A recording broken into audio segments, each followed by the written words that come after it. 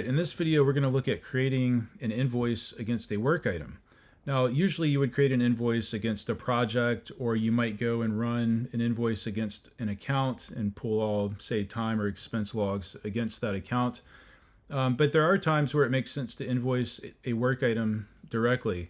For example, maybe you've already negotiated a project for a client and they ask for something extra and you need to invoice that extra task that they want you to do for them. So let's see what that looks like. We're going to go over here and we're going to click work item.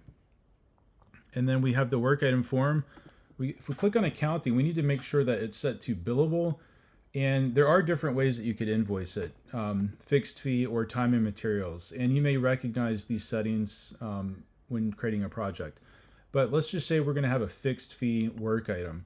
And the fee can come from either the financial budget, which you can specify down here, or it could come from the service item price. Okay, so let's just see what that looks like.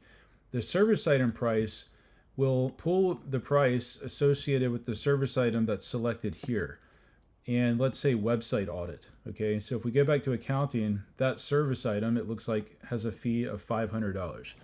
So that's one option. The other being financial budget, the value that you would charge on the invoice would come from here. So let's say 2,500. You could also add an expense budget, 3,500. So that's how we get the fixed fee that we would charge for this particular work item. So let's do this. Fixed fee example work item. And we're going to go ahead and create that. And we'll search for it. Okay, so here's that work item, fixed fee. And we can look here, we can see it's billable. So everything looks good. Now, if I want to create an invoice, I just simply go over here and create invoice. Now, it didn't pull it in. Why? So this is a common mistake. It has to be marked as done. Okay? You can only invoice completed work items. So for this work item's workflow, and your workflow may be different, whatever workflow you have, every workflow has to have a completed phase. Okay, this one happens to be called done. So there we go. Now that it's done, we can go over here and create the invoice. And you'll notice it pulled in the work item. All right, so there we go. We could add taxes, discounts, only invoice a percentage of it if we wanted to. But that's how you would invoice the work item.